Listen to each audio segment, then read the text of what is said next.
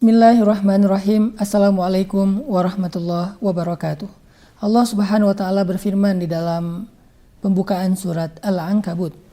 Alif Lam Mim.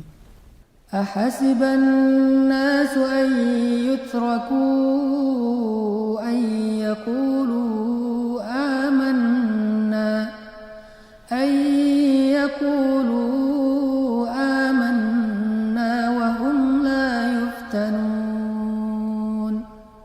وَلَقَدْ فَتَنَّا الَّذِينَ مِنْ قَبْلِهِمْ فَلَيَعْلَمَنَّ اللَّهُ الَّذِينَ صَدَقُوا وَلَيَعْلَمَنَّ الْكَاذِبِينَ.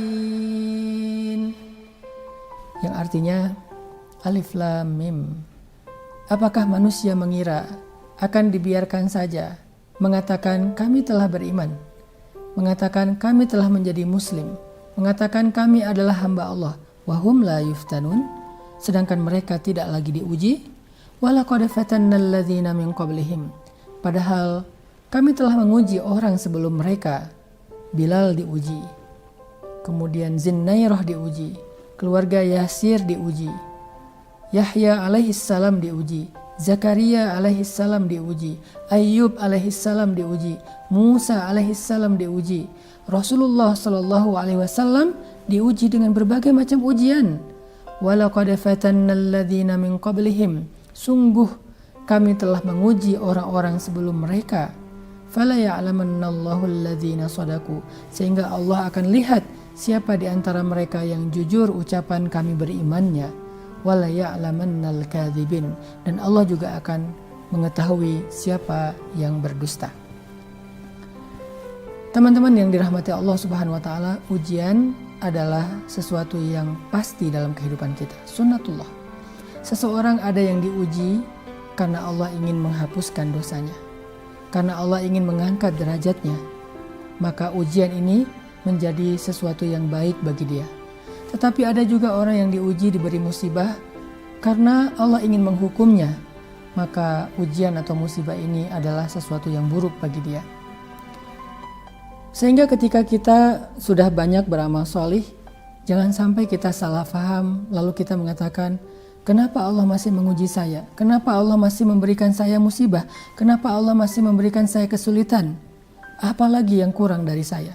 Padahal orang-orang sebelum kita jauh lebih soleh dari kita, jauh lebih istimewa dari kita, dan bahkan di antara mereka ada kekasih Allah yaitu Rasulullah.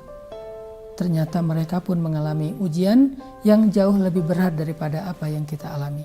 Jadi ujian itu adalah sunnatullah untuk menggugurkan dosa, untuk mengangkat derajat. Coba kita renungkan bagaimana ilustrasi atau analogi ketika seseorang punya penyakit di tubuhnya, punya kanker, punya tumor, punya luka, punya sesuatu yang tidak baik di dalam tubuhnya. Lalu kemudian dia datang ke dokter, dia minta, dokter obati saya. Dokter saya ingin sembuh, dokter saya ingin bisa nyaman, tenang, gak kesakitan lagi. Lalu dia pasrah dengan keputusan dokter. Dokter mendiagnosa penyakitnya, kemudian setelah semua proses itu selesai, dokter mengatakan, ibu bapak harus dibedah. Penyakitnya harus diangkat. Yang sudah gak bisa lagi dipertahankan harus diamputasi. Mungkin sedikit ibu akan kekurangan, mungkin ada bagian organ tubuh yang diambil. Tetapi setelahnya ibu bapak akan mengalami kehidupan yang lebih baik. Tidak kesakitan, mulai bisa beraktivitas, normal. Bagaimana pendapat bapak ibu? Pasti pasien itu akan mengatakan, dokter, lakukan apa yang menurut dokter baik. Yang penting saya ingin hidup dan saya ingin bermanfaat, saya ingin mandiri, saya tidak ingin menyusahkan orang lain. Akhirnya kita masuk ke ruang bedah, operasi berjalan, salah satu organ kita diambil, penyakitnya diangkat, sehingga kita akan mengalami fase pengobatan dan pemulihan selama beberapa hari sampai beberapa minggu. Setelah semuanya berlalu, maka kita akan mengatakan terima kasih dokter. Bahkan kita rela bayar berapapun kepada dokter itu ketika dia mampu mengangkat penyakit kita. Lalu kenapa kita mengeluh kepada Allah ketika Allah ingin mengangkat penyakit dosa-dosa kita di masa lalu? Penyakit yang ada di hati kita. Mungkin dengan sedikit rasa yang tidak nyaman, seperti dokter mengangkat penyakit itu dengan bedah, dengan operasi. mungkin tidak nyaman. Kita akan mengalami rasa sakit sedikit, tapi itu jauh lebih baik daripada rasa sakit yang berlarut-larut.